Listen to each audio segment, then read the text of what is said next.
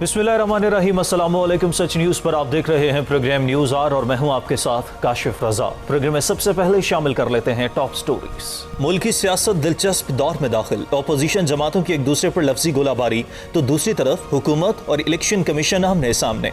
अफगानिस्तान में नई अबूरी हुकूमत की हल्फ बर्दारी की तैयारियां मुकम्मल। खित्ते में नई ग्रेट गेम का आगाज होने वाला है और मुल्क में कोरोना की चौथी लहर के वार जारी। इस्लामाबाद, पंजाब और खैबर पख्तूनख्वा में तालीमी सरगर्मियां मुअत्तल, पाबंदियों में मजीद सख्ती। ऑलरेडी जी टॉप स्टोरीज आप जान चुके हैं और 2023 के आम इंतखाबात में इलेक्ट्रॉनिक वोटिंग मशीन का इस्तेमाल किया जाएगा, लेकिन इलेक्ट्रॉनिक वोटिंग मशीन में 37 एतराज़ात सामने आ गए हैं, जिसमें से कहा यह जा रहा है कि 10 जो एतराज़ात हैं वो इलेक्ट्रॉनिक वोटिंग मशीन के तो हैं, लेकिन 27 एतराज़ात में इलेक्शन कमीशन पर भी बनते हैं। ये बहस जो है वो आजकल चल रही है और दूसरी तरफ कहा यह जा रहा है हुकूमत और की जानिब से कि इलेक्शन कमीशन नहीं चाहता कि इलेक्ट्रॉनिक वोटिंग मशीन का इस्तेमाल किया जाए। आजम सवाती जो सेनेटर है उन्होंने कहा है कि इलेक्शन कमीशन पार्लियामान का मजाक बना रहा है, इसने पैसे पकड़े हुए हैं, आइन से इलेक्शन कमीशन को निकाल देना चाहिए। आईनी तरमीम करके आम इंतखाबात करने का इख्तियार हुकूमत वक्त को देना चाहिए और इलेक्शन कमीशन माजी के इंतखाबात में धांधली कराता रहा है। डायरेक्टली तौर पर इलेक्शन कमीशन पर ही इल्जाम आयद कर दिया गया है। दूसरी तरफ कहा यह जा रहा है कि ऑपोजिशन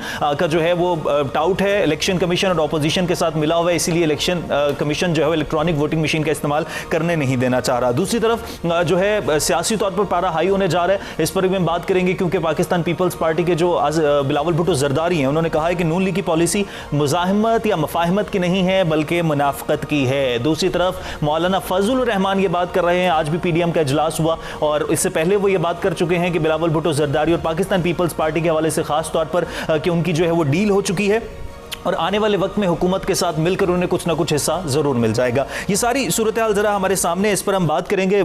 राना अजीम साहब सीनियर सहाफ़ी हैं, मुझे प्रोग्राम में वीडियो लिंक पर ज्वाइन कर चुके। राना साहब बहुत शुक्रिया आपका। राना साहब, इलेक्ट्रॉनिक वोटिंग मशीन पर जो एतराज़ात हैं वो दुरुस्त हैं, गलत हैं, उसको किस तरह से बेहतर किया जा सकता है, इस पर एक अलग बहस है, वो की जा सकती है, लेकिन इलेक्शन कमीशन के सामने आ जाना और हुकूमत और इलेक्शन कमीशन अब आमने सामने है, ये क्या मामला है?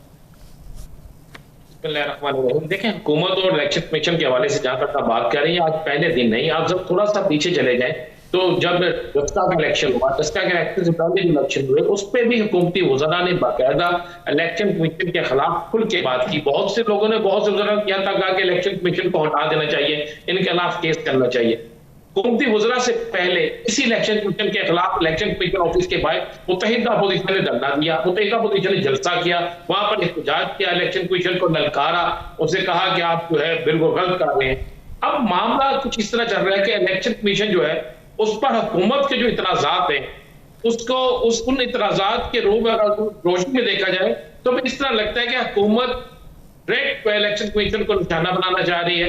और बड़ी बदकिस्मती है कि ये वाहद दौरे हुकूमत है कि जिस दौरे हुकूमत में अपोजिशन जो है वो नैब को निशाना बनाती है। हुकूमत जो है, पहली दफा ऐसा हो रहा है कि कोई हुकूमत जो है इलेक्शन कमीशन को अपने तनकीद का निशाना बना रही है। और आज की जो आजम सवाती की कुछ गुफ्तगू तो आपने सुना दी, बता दी, और कुछ गुफ्तगू ऐसी है जो टीवी पे बयान नहीं की जा सकती, बल्कि बहुत से कुछ गुफ्तगू ऐसी है जो बयान नहीं की जा सकती। और अब जो 3 वज़रा की प्रेस कॉन्फ्रेंस हुई है उसमें भी जो गुफ्तगू हुई है उससे तो बिल्कुल ये वाज़ेह लग रहा है कि इलेक्शन कमीशन वर्सेस हुकूमत एक नई लड़ाई शुरू होने लगी है और अपोजिशन की सारी जमातें जो है वो इलेक्शन कमीशन के साथ खड़ी होने लगी है और इसके बाद कोई आईनी बहरान जो है वो हमें सामने नजर आ रहा है। देखिए, एक चीज तो बड़ी क्लियर है, अगर आप समझते हैं कि इलेक्शन मुनसफाना हो, जो हर सियासी जमात कहती तो है, हर सियासी जमात के मंशूर में मौजूद तो है ये चीजें, लेकिन कोई भी सियासी जमात उस पर अमल नहीं करवा सकी।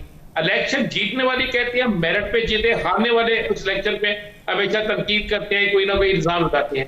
तो अगर हुकूमत एक सिस्टम को लेकर आ रही है और उस सिस्टम के साथ दूसरा सिस्टम, पुराने वाला सिस्टम भी मौजूद है, दोनों चीजें मौजूद हैं, मैं समझता हूँ उस पर अगर एक आम कैरी की हैसियत से देखा जाए तो उस पर इलेक्शन हो जाना चाहिए, फर्क नहीं पड़ता। कोई 2 ज़िमनी इलेक्शन उस पर करा के रिजल्ट ले लेना चाहिए, कोई बलदियाती इलेक्शन उस पर करवा के जो है उसका रिजल्ट ले लेना चाहिए। लेकिन इस वक्त मामला कुछ हो रहा है, जो हुकूमत चाहेगी वो अपोजिशन नहीं मानेगी, जो अपोजिशन चाहेगी वो हुकूमत नहीं मानेगी।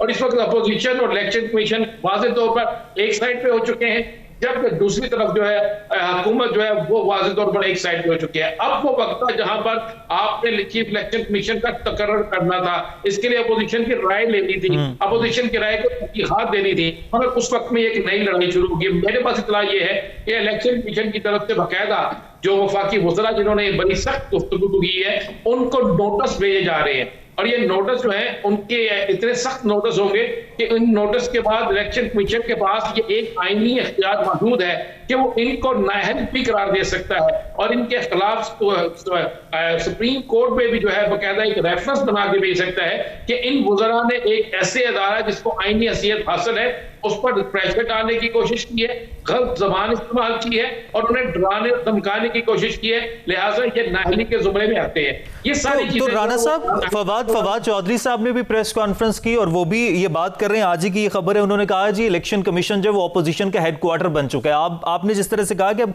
आईनी बहरान की तरफ ये सारी सिचुएशन जा रही है, अपोजिशन इलेक्शन कमीशन के अगर साथ है और हुकूमत इलेक्शन कमीशन के खिलाफ है, अपोजिशन अंदरूनी तौर पर भी बटी हुई है, पीपल्स पार्टी और नून लीग आमने सामने है, तो फिर ये सिचुएशन आने वाले वक्त में चंद महीनों में आप किधर देख रहे हैं फिर मुल्क को स्टैंड करते हुए? पीपल्स पार्टी मुस्लिम लीग नून पहले बामजबूरी इकट्ठे थे, पहले उसमें सब लोगों ने किसी न किसी तरीके से इकट्ठे होकर अपना कोई ना कोई मुफाद निकालने की कोशिश की। पीपल्स पार्टी अपना हिस्सा ले चुकी है, मुकदमात के अखराज से लेकर मुकदमात में रायत की सूरत में। मुस्लिम लीग नून अपना हिस्सा लेने की कोशिश कर रही है, कुछ हिस्सा मियां शहबाज शरीफ की रिहाई और कुछ मुकदमात में थोड़ा सा रिलीफ मिलने की सूरत में मिल चुका है।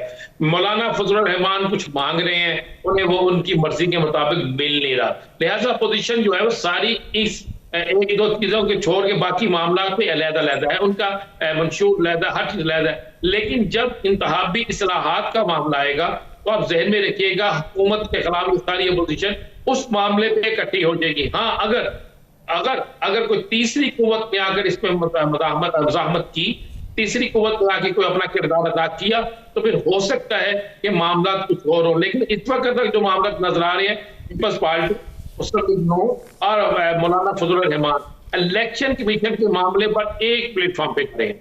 मेरे पास बात की इत्तला यह है कि आज बाकायदा फिर दोबारा शहबाज शरीफ का राब्ता हुआ है बिलावल भुट्टो जरदारी से और उनसे कहा गया है कि इलेक्शन कमीशन के मामले पे हम हमें एक ही पेज पे होना चाहिए, जिस पर बिलावल ने बाकायदा उन्हें इस बात की यकीन दहानी भी करा दी है। देखिए, अपोजिशन हुकूमत के खिलाफ कुछ नहीं कर सकेगी, हुकूमत गिरा नहीं सकेगी, हुकूमत के खिलाफ कोई बड़ी तहरीक नहीं चला सकेगी, लेकिन हुकूमत के खिलाफ जो उन्हें पॉइंट मिलेंगे, वो चीजें जो पार्लियामेंट के अंदर डिस्कस हो सकती हैं, वो चीजें जो मीडिया में डिस्कस हो सकती हैं, वो चीजें जो अदालत के अंदर डिस्कस हो सकती हैं, उसमें अपोजिशन जो है अपना अपना किरदार अदा करे। तो राणा साहब, चौधरी निसार साहब पहले एक्टिव थे, फिर एकदम से दोबारा उन्होंने एंट्री दे दी है, तो उनका क्या मुस्तकबिल फिर देख रहे हैं सारी सिचुएशन में? देखिए, चौधरी निसार एक चीज में रखिए, मैं आपको क्लियर कर दूं, मेरी उनसे 2 रोज पहले बात हुई। चौधरी निसार साहब पाकिस्तान पीपल्स पार्टी में नहीं जा रहे। चौधरी निसार साहब अपनी सियासी बसीरत के मुताबिक अपने सियासी लाए अमल का ऐलान जो है इलेक्शन से 6 माह पहले, वो इलेक्शन से 6 माह पहले एक तगड़ी सियासी जमात में जाएंगे और उस तगड़ी सियासी जमात जो है वो तहरीक इंसाफ भी हो सकती है। देखिए, वो मुस्लिम लीग नून में नहीं जा रहे, ना मुस्लिम लीग नून के तगड़े जो लोग हैं, मरियम ग्रुप जो है वो नहीं कबूल करेंगे। पाकिस्तान पीपल्स पार्टी में वो वाज़ेह तौर पे उसके हल्के अखबार ने कह दिया आपने नहीं जाना। मुस्लिम लीग काफ के अंदर उनकी एक बड़ी मुखालफत मौजूद है, जिसमें आप समझ लें कि देखिए राजा बशारत जो है, इनके भाई उनके खिलाफ इलेक्शन लड़ते रहे, एक पूरी लॉबी है। बेशक राजा बशारत जो है मुस्लिम लीग काफ में नहीं, तहरीक इंसाफ में, लेकिन उनके ताने बाने रहना सहना सारा उस तरफ ही है। उसके बाद आप आ जाए तहरीक इंसाफ। तहरीक इंसाफ के अंदर सिर्फ एक शख्स उनका बहाल है, जिसका नाम चौधरी सरवर है, जो उनके मुकाबले में इलेक्शन लड़ता है। और उस मामले में भी चौधरी सरवर जो है वो अपनी पार्टी के अंदर वो पोजीशन नहीं रखता, अगर चौधरी निसार आना चाहे तो उसे कोई रोक सके। तो चौधरी निसार अपना सियासी फैसला, अपनी सियासी जो सिम्मत है उसका तयन जो है इलेक्शन से 6 माह पहले करेंगे, इससे पहले बिल्कुल नहीं करेंगे। चौधरी निसार बड़े तरीके से चलते हैं, वो हालात को देख रहे हैं और आपको भी पता है, मुझे पता है कि चौधरी निसार अगर किसी जगह जाएंगे तो उनके साथ बहुत से लोग जाएंगे और चौधरी निसार का कहीं जाना जो है वो किसको तकवीयत देगा और उनका रिश्वत कौन करे। तो राणा साहब, फिर कबल वक्त जो इंतखाबात का इंदिया दे दिया जाता है, बिलावल भुट्टो ने दिया, फिर इसके अलावा भी खबरें आ रही, फिर हमजा शहबाज ने भी कह दिया कि जब वक्त से पहले इंतखाबातों की तैयारियां कर लें, तो फिर ये सिर्फ एक पॉलिटिकल स्टेटमेंट से लिया जा सकता है इनको? नहीं, इलेक्शन वक्त से पहले होने के इम्कानात हैं, लेकिन वक्त से पहले कब? वक्त से पहले 2022 के आखिरी महीने में या 2023 के बिल्कुल आगाज में। ये हुकूमत को भी सूट करे। ये लोग तो आइंदा बजट के बाद की बात करें कि जो अगला बजट होगा उसके बाद हो जाएंगे। देखिए, अगला बजट जो है उसमें मैं आपको एडवांस बता देता हूं कि जो हुकूमत की पॉलिसी है अगले बजट में हुकूमत ने बेइंतहा रिलीफ देना। ये जो आजकल महंगाई सब कुछ चल रहा है, उन्हें पता है कि इस कौम को आखिरी 6 दिनों में या आखिरी 4 माह में अगर आप रिलीफ दे दें तो पहली तमाम तकलीफ, पहली तमाम अजियतें, पहली तमाम प्रॉब्लम जो है ये भूल जाते हैं। क्योंकि हमारी कौम का ये पुराना रिकॉर्ड आप उठा के देख लेना, आप 25-25 घंटे लोड शेडिंग करें, 24 घंटे लोड शेडिंग करें, और जब आप 3 घंटे लोड शेडिंग को कम कर दे तो हम यही कौम जो है नारे लगाना शुरू कर देते हैं, जनाब बहुत अच्छा किया। इसी तरह अब इस हुकूमत ने आखिरी 6 माह में या 8 माह में जब इन्होंने देखना है तो उन्होंने उसके बाद फौरी तौर पे रिलीफ देना शुरू कर देना। देखें 2 दिन बाद कंटोनमेंट बोर्ड के इलेक्शन है, कंटोनमेंट बोर्ड के इलेक्शन में गैर यकीनी तौर पर तहरीक इंसाफ जीतेगी। मैं आपको बता दूं, गैर यकीनी तौर पर तहरीक इंसाफ जीतेगी, क्योंकि पहली दफा तहरीक इंसाफ सियालकोट के इलेक्शन के बाद ये समझ चुकी है कि इलेक्शन किस तरह लड़ना है, इलेक्शन को बाई हुक बाई कुक किस तरह जीतना है। कंटोनमेंट बोर्ड के इलेक्शन के बाद ये बल्दियाती इलेक्शन पे आएंगे, बल्दियाती इलेक्शन जीतने के बाद इनके पास एक बड़ी अच्छी ग्राउंड बन जाएगी। फिर उस ग्राउंड में जो है आप ध्यान में रखिएगा, बल्दियाती इलेक्शन जो पार्टी जीतती है, जो पार्टी हारती है, उसे कई माह तक किसी भी इलेक्शन में आगे रिलीफ नजर नहीं आता। तो पीटीआई इसी पैटर्न पे चलेगी और इसी पैटर्न पे चलते हुए काम करेगी। पीटीआई ने ये जो अचानक बहुत से जो महाज थे खुले हुए थे उनको खत्म कर दिया है। पीटीआई जो है अब सिर्फ और सिर्फ खेल रही है अपने आइंदा इलेक्शन पे। जो आपने मुतहिदा पोजीशन की बात की जो अब फट चुकी है, जब इलेक्शन की बारी है, पीपल्स पार्टी वर्सेस नून लीग होगी, मौलाना वर्सेस पीपल्स पार्टी होगी, तो उसमें से जो बचेगा, जो ज्यादा कुछ निकलेगा वो पीटीआई के पास जाएगा। और पीटीआई इस लड़ाई में अगर अचीवमेंट करेगी तो यही करेगी। और पंजाब के अंदर यही जो है आपको बता दूं, जनूबी पंजाब में जो कहा जा रहा है कि जहांगीर तरीन जो पीपल्स पार्टी के साथ जा रहा है, नहीं जा रहा। जहांगीर तरीन दोबारा पीटीआई में ही रहेगा, लेकिन एक मजबूत दरा बन के रहेगा, और जहांगीर तरीन को जो चाहिए वो उसकी तवक्को से ज्यादा उससे मिलेगा। राणा साहब फाइनल एक लाइन में बताएगा, अगला वजीर आला फिर सेंट्रल पंजाब से देख रहे हैं, पोटवार से देख रहे हैं? अगला वजीर आला बुज़दार नहीं है। Okay, thank you very much. Najeeb साहब हमारे साथ मौजूद थे, तमाम तर सूरत पर बात कर रहे थे। सिचुएशन आईनी बहरान की तरफ जा रही है, आने वाले वक्त में मुल्क में सियासी पारा हाई होगा। ब्रेक लेते हैं, ब्रेक के बाद वापस आएंगे। वापस आने के बाद अफगानिस्तान में जो बुरी हुकूमत बनने जा रही है उस पर बात करेंगे, हमारे साथ रहिएगा। ऑलराइट जी, वेलकम बैक। ब्रेक के बाद वापस आने का शुक्रिया। तालिबान अफगानिस्तान में बुरी हुकूमत बनाने जा रहे हैं। आइंदा हफ्ते काबीना का ऐलान कर दिया गया था, जबकि तालिबान बुरी काबीना कल हल्फ उठाएगी, जिसमें पाकिस्तान और चीन के नुमाइंदगान भी शरीक होंगे। कल 11 सितंबर को हल्फ उठाया जाएगा और मुख्तलिफ ममालिक को इसके हवाले से तमाम तर न्यौते भी भेज दिए गए हैं। लेकिन साथ ही दूसरी तरफ इंटरनेशनली अगर देखा जाए तो अमेरिका और जर्मनी ने अफगानिस्तान में तालिबान की मुकर्रर करदा नई अबूरी हुकूमत को जल्द तस्लीम करने से इनकार कर दिया है। एक तो हम अफगानिस्तान में अबूरी हुकूमत बनने जा रही है, इस पर बात करेंगे कि सूरत हाल किस तरफ जाएगी।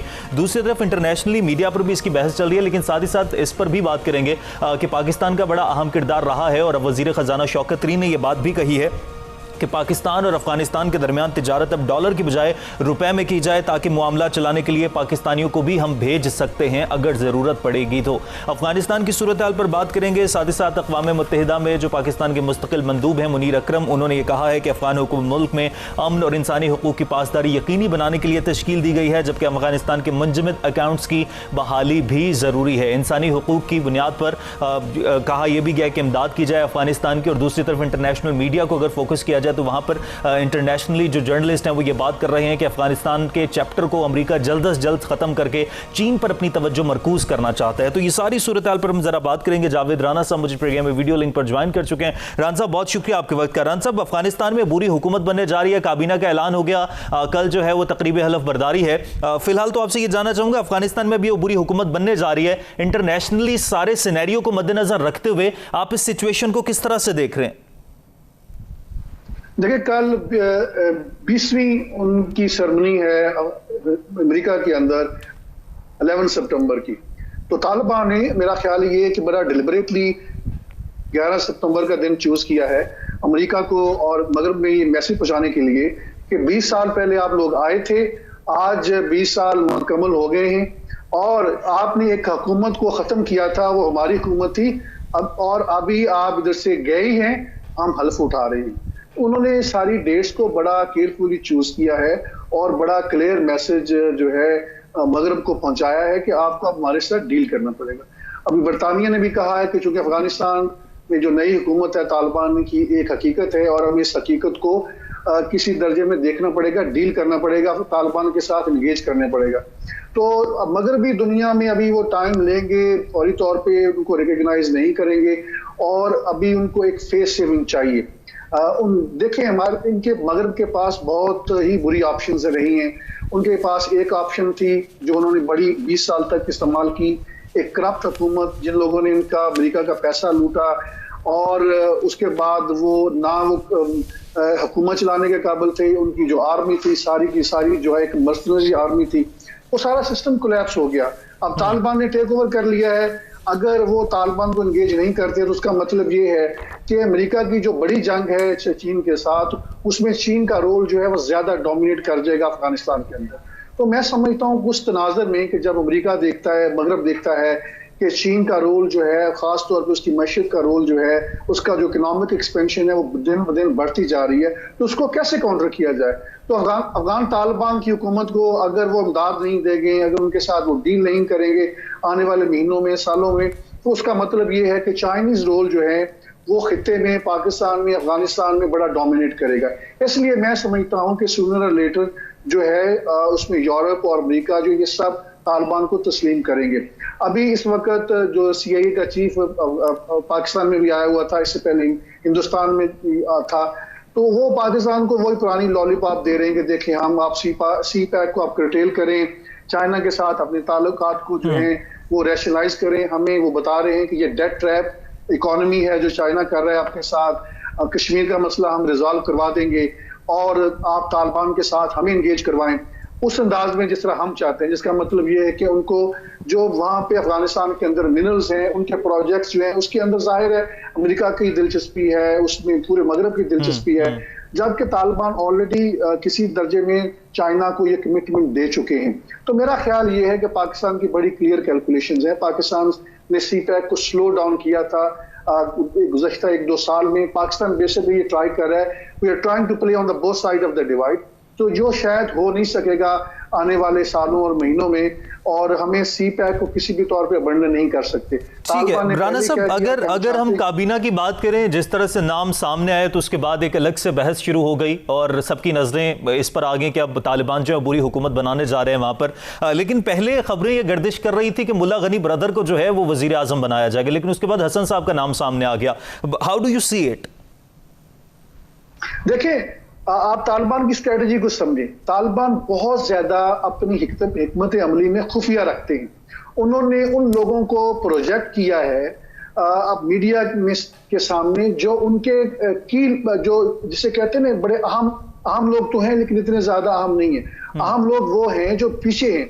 उनके ऊपर मुख्तलिफ सैंक्शंस लगी हुई थी, सराजुद्दीन हक्कानी के ऊपर, मुल्ला हसन के ऊपर, बहुत सारे लोगों के ऊपर। इसलिए उन्होंने बड़ी एक सीक्रेटिव स्ट्रेटजी को अडॉप्ट किया है और ऐसे लोगों को सामने नहीं आने दिया। लेकिन में असल में वही लोग हैं जो तालिबान की पूरी एक मिलिट्री कैंपेन को चला रहे थे, पूरी सियासत को चला रहे थे। मुल्ला बरदार उनके एक सीनियर रहनुमा मौजूद हैं, लेकिन वो बहुत जिसे आप ये कहते हैं ना कि टॉप के लेवल के वो उस के लीडर नहीं है। और मुल्ला हसन आपको याद होगा, ये पहले भी पाकिस्तान के साथ डील करते रहे, ये डिप्टी फॉरेन मिनिस्टर्स रहे हैं। हमारे सरताज अजीज थे फॉरेन मिनिस्टर, जब उनके साथ अभी भी उनकी फोटोग्राफ्स मौजूद हैं। तो उन्होंने जो उनकी एक शुरा है, पहले जो पूरा तालिबान की मिलिट्री कैंपेन को चला रही थी, जो उनके जुडिशियल सिस्टम को चला रही थी, उनको ज्यादा फोकियत दी है अपनी कैबिनेट के अंदर। तो फिर जो अब्दुल्ला अब्दुल और हामिद करजई का नाम आ रहा था, जिस तरह से आप भी बात करें कि उनको फोकियत दी गई है, स्ट्रैटेजीज जो हैं वो अया नहीं कर रहे तालिबान अपनी, तो अब्दुल्ला अब्दुल और हामिद करजई का क्या मुस्तकबिल आप देख रहे हैं? आगे जाकर किसी हुकूमत का हिस्सा बन सकते हैं या इसी तरह से चलेगा?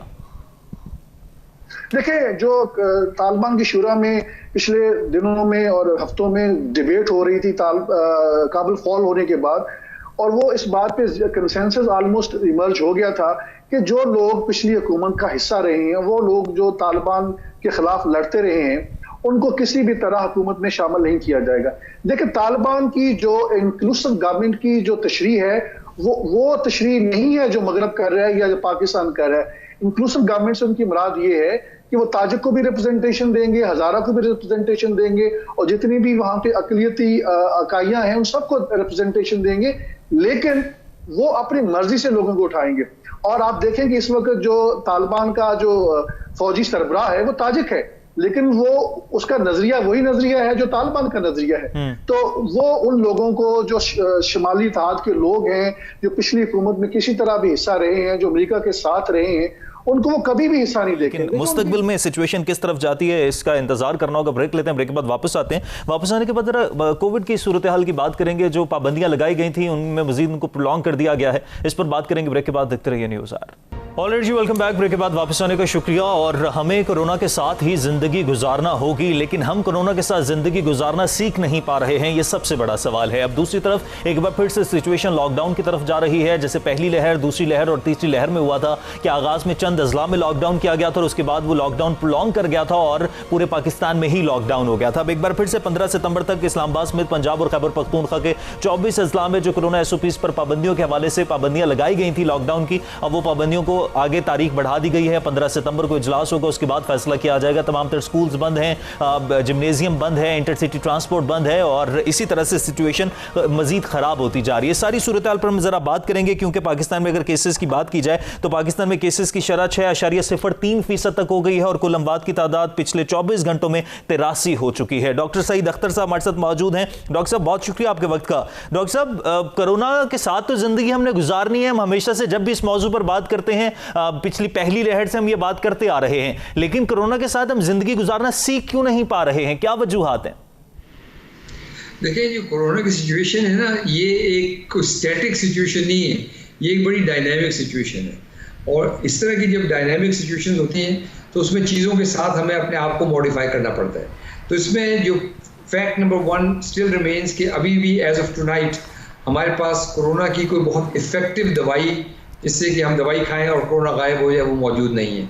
तो वाहिद चीज़ जिस पे कि स्टेट्स और रियासतें डिपेंड करती हैं वो पब्लिक हेल्थ मेजर है, जिसमें मास्क का लगाना, डिस्टेंसिंग करना, हाथ धोना वगैरह वगैरह शामिल है। दूसरी मैं समझता हूँ जो बहुत बड़ी हमारे पास एक आर्मामेंटेरियम में नया टूल ऐड हुआ है वो वैक्सीन है और उसकी इफेक्टिवनेस है। और लास्ट सेवरल मंथ्स में हमने ये देख लिया कि वो लोग जो वैक्सीनेटेड थे, जिनको कोरोना हुआ भी, तो उनको जो लीथल बीमारी बड़ी थोड़ी हुई। तो इससे ये पता चलता है कि ये एक ऐसी चीज़ है कि जिसपे हम अगर मैस स्केल पे वैक्सीनेशन कर लें और वो क्रिटिकल मैस अचीव कर लें, जिससे कि जिसके बाद एक पब्लिक को हर्ड इम्यूनिटी मिल जाए, तो शायद हम इस बीमारी से कंप्लीटली जान छुड़ा सकें। मेरा अपना ख्याल ये है कि शायद ये टाइम अब नियर फ्यूचर में ना आए और ये चीज़ें कॉन्स्टेंटली। लेकिन डॉक्टर साहब, जब भी ऐसा टाइम आता है, जब भी लॉकडाउन की बात की जाती है, पाबंदियों की बात की जाती है, तो हमारे यहाँ सिर्फ तालीमी इदारे बंद किए जाते हैं, ट्रांसपोर्ट बंद कर दी जाती है, या जिम्नेजियम वगैरह और सिर्फ रेस्टोरेंट्स बंद कर दिए जाते हैं। लेकिन मार्केट्स हमारी उसी तरह से खुली होती हैं। हम बाजार चले जाएं, हम बाहर निकलें तो हमें उतना ही रश नजर आता है। तो सिर्फ तालीमी इदारे बंद कर देने से और इंटरसिटी ट्रांसपोर्ट बंद कर देने से क्या कोविड पर कंट्रोल किया जा सकता है? मेरा ख्याल है कि इसमें जब तक हम इसमें स्टेट तो अब जो काम कर सकती है और जो उसकी कैपेसिटी है वो कर रही है, लेकिन जब तक के अवाम इस बात को नहीं समझेंगे, ये बड़ी इंपॉर्टेंट बात मैं कह रहा हूँ, जब तक के अवाम इस बात को नहीं समझेंगे कि उनकी क्या जिम्मेदारी है इस पूरी एपिडेमिक को रोकने में, इस पैंडेमिक को रोकने में, उस वक्त तक हम इस पर काबू नहीं पा सकते। अगर आज भी आप बाजार तो लोगों ने मस्जिदों में चले जाएं तो मास्क नहीं लगाए हुए, तो ये जो चीजें हैं ये शायद स्टेट एक इजी वे देखती है कि स्कूल पे उनका कंट्रोल है तो बंद कर देती है। स्टेट की आप बात करें डॉक्टर साहब, आवाम के साथ साथ जो हमारे रहनुमा उनकी भी तो जिम्मेदारी है। पॉलिटिकली हम देखें तो जिस तरह से टेम्परेचर बढ़ता है, जलसे जुलूस भी उसी तरह से हो रहे हैं, उसी तरह से मीटिंग्स भी हो रही होती हैं, सब कुछ उसी तरह से चल रहा होता है। तो आवाम पर किस तरह से अमल दरामद करेगी? बिल्कुल सही कहा आपने। मैं कंप्लीटली उसको आपकी बात को एंडोर्स करके ये बात कहता हूँ कि जब तक कि हमारी लीडरशिप में, और लीडरशिप का मतलब है कि सारी की सारी leadership, political leadership, religious leadership, फौज की लीडरशिप और जिस कैपेसिटी में लीडरशिप हमारे पास अवेलेबल है, जब तक कि उस पर एक यूनिफाइड अप्रोच नहीं होगी हम इस वबा पे काबू नहीं पा सकते। और कश्यप, एक और बात मैं बहुत अहम आपसे कहना चाहता हूँ, इस पर बहुत ज़्यादा बात नहीं की गई। देखिए, हम जब वैक्सीन की बात करते हैं ना तो इंडिविजुअल प्रोटेक्शन की बात करते हैं। मेरा ख्याल है आपके प्लेटफॉर्म से और दीगर प्लेटफॉर्म से इस बात को हाईलाइट करना बड़ा ज़रूरी है कि एक इस वैक्सीन का इफेक्ट है इंडिविजुअल प्रोटेक्शन, एक उसका है कि जब बहुत ज़्यादा लोगों में लग जाए 70-80% लोगों में, तो वो मैस प्रोटेक्शन या हर्ड इम्यूनिटी देती है।